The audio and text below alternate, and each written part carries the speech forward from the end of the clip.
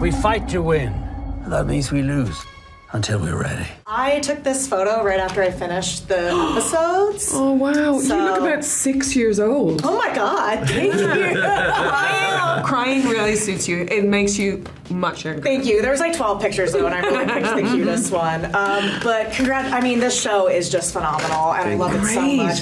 And I love your characters. I'm curious because you guys play bad so well, and I'm curious what your fan interactions have been like. Like, do people think that you guys might be mean or anything? Yeah, I do think they do. I mean, I was telling a story earlier that I was in Peru and we lost our luggage, and I went to the desk to find the luggage, and it was on another plane, and the guy behind the desk was really nervous and saying, I'll help, I'm going to help. And I was with Jacob, who plays Heert, my assistant in the show, and then I said, are you okay? Is everything? And he said, yeah, and in life. And he said, it's very strange for me because I finished Andor yesterday and now you are here. And I'm in trouble. And I was like, oh, so you have to get my bags now. And he did. He found a way to get my bags and everything. So, but he was nervous. It was strange. That's funny. But mostly people don't recognize me because, I mean, my face in Andor is not how I hold my face in normal times. I smile a lot. Yeah. How do you hold it? But that's my resting face, Yeah. though. That's how I just have a downturny mouth. That's the RBF. God. What about you? What about me? Can't get out of this one. What was the question again?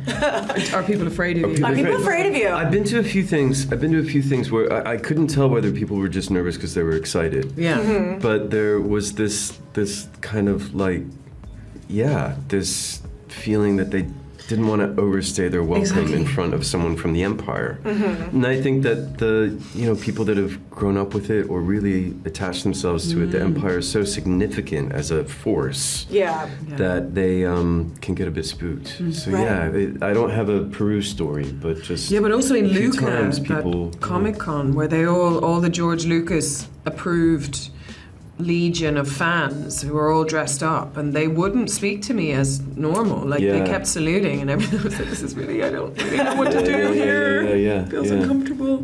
Yeah. I'll get into it. Well, I love your guys' characters so much because I find them to be the most like shakeable characters where you just want to be like, please, like, see the light, like, please. But you get it a bit with him. And no, for sure. And that's kind of going into my question of like, where do you see them? Because like, I think this show has some of the most complex, and I use the word morally gray a lot to describe the characters in this show, but where do you think they're at going into season 2? Well, we find out that Dedra is an indoctrinated person. So she's born into this, at the age of 3, she goes into the system, and so she doesn't see anything outside the system. So for me, she's quite frightening because she can't see outside. So she will never walk among the people, walk among the oppressed to try and get an understanding of. She can't be broken open like that because she's so indoctrinated. Mm-hmm. But I think watching Kyle's story with Cyril was like, wow, it's a real testament to the writing to show that even in these characters, you can show that if we choose to look outside our own perspective, you can open yourself, have empathy. But Dedra wasn't as fun to play this year. She was fun last year, she's like a girl boss, all of this kind of stuff. And then, oh God, she's a fascist. And there was like a whole camp kind of element to it. Yeah. But this season is not messing around, it's too dark for high kicking. It's sort of, I represent a really dark part of indoctrination. For sure, yeah. Cyril's feeling pretty good about himself. He's in a good spot. He's got that first. He's so tightly wound. I know, but he's even like his joy. He's got some new threads. Yeah. He found a Showing new someone tailor. around. He's got I gotta give that man promotion. an edible or something. I know, right? It's just like have a Coke and a smile and sit down. Yeah, but he's the type to get really paranoid on an edible, though. No, exactly. Whoa. It'll probably have the opposite effect. Poor Cyril. But yeah, That's what they should do on a date night. No, yeah, exactly. Okay. Go and take mushrooms. So he's negotiating his relationships. He's negotiating his new relationship to the Empire and the Bureau of Standards. He's negotiating his relationship with his mother better, and he's negotiating this, and seeing how that intimacy really starts to affect and unravel him. Yeah. How do you feel about their relationship? I find it like, because there's some people that are like, I want them to get together, and then some people, I find it a little parasocial, like the way he's like, if you got to know me, you would like me. Like, so how do you feel about their relationship? Oh my God, it's weird as all get out. It creeps me out. Yeah, it creeps me out. I was so fearful of this idea that she would be rescued and then she'd fall in love, because so often that just means the end of your storyline as a strong woman in anything. Yep. But actually you're working with the writers are too sophisticated for that, and Tony is too sophisticated. So we meet them in this kind of arrangement that they have now, but they're both still very much Cyril and Dedra. And then you have to watch them navigate around each other while maintaining who they are. It's it's not what I would like for a relationship. No. It sort of also makes sense that they're in each other's orbit like that, right? Yeah, exactly. That they're together, so to speak, and that they live in the same place, but that they're... What do they do in the dark? Well, exactly. I mean, I remember us talking... in the dark? I remember us talking about episode 12 in season 1, even in that confrontation after the riot, when Cyril's pulled her out and they're in this weird little Star Wars cupboard, and they confront each other. But it was even like, how do we interact? Yeah, in she this picked up space? like that really hard, that horrible bit of machinery, and is going to cave his head in, and then stops. And there's we were this close to each other. Yeah, and they're so antisocial and and they can't really read other people's cues. And I should and so say it was thank you. Yeah. Yeah, you so it was should. actually a joy to try and figure out how can these people live together. Yeah. Right. I took a photo of right when I ended the show. Thank you very much. F you. Oh my God. Oh, I'm sorry. Was sobbing. It's simply so good. We should have a grief counselor. I was gonna number. say I should send you a bill from my But hope, we therapist. finish on hope. I mean, it's hope. You do. And We there's, do. It's helpful. sometimes it's a And good it's cry. cathartic to have a cry. Yeah, and I had a lot of sad cries and good cries and laughs and all of it. How did you feel when you read the scripts for this season? Oh, look, it's a bit of a dream as an actor to get handed scripts like that. Tony was speaking to us in between seasons. He would ring and chat me through what the plans were, and so I had an idea of the scaffolding of the piece, if you will. Mm-hmm. But each time one of those scripts landed, they were just really, you've seen it, just deeply rich and textured and complicated and beautiful and sad and, full, it's really dexterous work. It's, Do you have a favorite episode, or is that favorite I'm not child? allowed Is that to do favorite that. child behavior? I'm not allowed to do that. Yeah. I mean, they're different. I really love 3 because it's so complicated to make, and no one will ever realize how complicated it was to make. And it's that's kind of like a height when you do all the work and you take everything away, it just looks like it exists. So that a lot of people really worked hard on that. And I also really, 10 to stand alone, it's such a freaky thing. Mm-hmm. And just because it's so freaky and unusual. So, but I really don't. I mean, we bounce back and forth. There isn't one episode I don't mind looking at. Right. Not at all. Can we dig into episode 3 a bit? I'll hold it. But that was my favorite. I wrote it down as I had my favorite, my most heartbreaking, and the one I thought was the coolest. But I wrote episode 3 is my favorite because, one, it was there's also a bop in Star Wars. That song effing rocks. I know, it's cool, right? What is it? It's Niamos. It's the Niamos theme when you go into Niamos the first time. And Nick came up with, we said, let's have something Miami, let's have a Niamos. So then we had it, and then it's very hard to find source music to put in the background of parties and stuff. So he said, I'm gonna put that in the background of the brothel. So we did, if you listen closely in the brothel, it's one of those tunes that's playing instrumentally in the background. Then we put it in your embassy party in the background, sort of slowed down and warped. And then our idea was that Niamos is a galactic hit.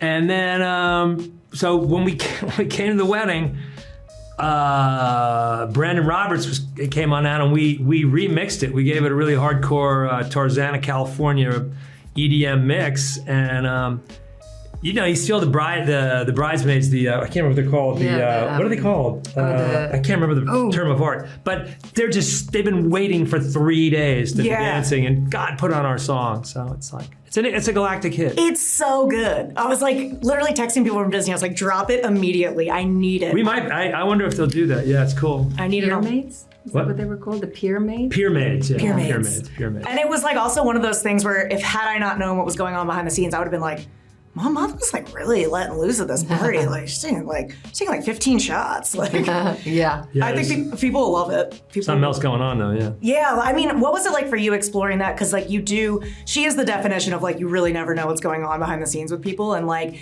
we've always felt like that with her, but this we really get to kind of learn what's going on. Yeah. And like that's the same moment she's dancing and being like, well, I just got my friend killed and. Yeah, I mean, she is the face of diplomacy. She must wear that mask, and she must wear it well. I mean, her tie to the rebellion it relies on that. You know, she has to maintain composure. So I think what that is a really unique moment for a character, for her, that you can do within. But what's so clever about it is that it's in a cultural celebration where you can lose yourself in the sea of this. This hit, this dance number, but you can be wrestling with, a pain, a personal torture, a chaos. And so what's so beautiful about that piece is that you can see dance or drinking, which might be celebratory to everyone else that's there, but actually she's dying inside. Yeah. She's just had her friend tacitly murdered. Yeah. So it's really... It's really also great because it's the first time you wrestle her from the stricture of her composure. Yes. So the idea that you can wrestle her and be part of this cultural dance phenomenon that you feel, that you really believe, and yet you're doing it because you're... Yeah, it's like it's oddly relatable too. It binds her to the audience too, because the audience is does. the only people in the room who know what's going on are you watching and her. Yeah. Nobody else has any clue what's going on, so automatically you reconnect with her in a way that's really fundamental. That's such a good point. I think what I really loved about this and like your writing is, it is like it kind of highlights like the realities of life and war, where it's like. No one's gonna people might not have a complete arc or their hero moment or their redemption or anything like that. Can you talk a little bit about kind of exploring that? And if there was any, I doubt it, but like pushback of being like, no, we love this character, you can't, does it make any sense? Yeah, I mean, what's an example? People want to know, you're gonna go back. I'm trying not to say anything. No, you're gonna go back but I'll answer it in a roundabout. But you're gonna go back and pick up the stories of the sister in the beginning. Yeah. And like, I'd probably, because it's sort of sketch everything. I'm sure I sketched different versions of what that might be, but the reality is that it's far more useful to me and far more informative about an absence in Cassian's life than any cheesy callback thing I might do. Mm-hmm. Like, and he does so much saving at the end. Vel says to you, and he should stop. Maybe he should stop saving people. His urge to go back and his urge to be a savior is way more valuable with the sister not answering. And we all have unresolved things in our life. People want to know, we're going to bring back Andy Serkis. Is Andy Serkis going to come back? And man, who wouldn't want to bring Andy Serkis back? But like, kind of drop the mic there and like, all I'm going to do is have a lesser version of what happened before. You're going to remember him the best as it is. So it's some of it's taste, some of it has other utilities, but yeah. It's like the balance of like, I guess I hate the word because I think it's used negatively, but fan service versus what? Yeah, we never. No, we are. I mean, we think we're trying to do fan service by being true. Yeah. On that note of the Andy Serkis things, I actually wrote this down. I was like, much like the Ahsoka Lives campaign, people are wondering, Kino Loy lives. What do you want the audience to feel about?